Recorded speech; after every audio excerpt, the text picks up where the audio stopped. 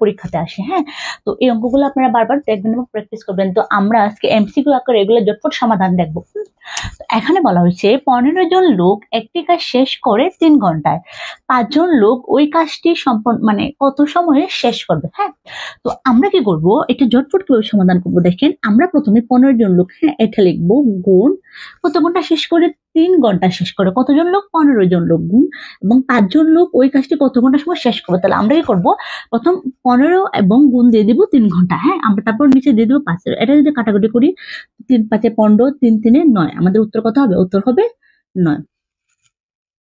তো পরের অঙ্কটা কি বলছে দেখেন, 16 জন শ্রমিক একটি কাজ 3 ঘন্টায় সম্পন্ন করে উক্ত কাজটি শেষ করতে 5 জন শ্রমিক কত সময় লাগবে। হ্যাঁ, তো এটা আমরা কিভাবে ঝটফট সমাধান করব দেখেন।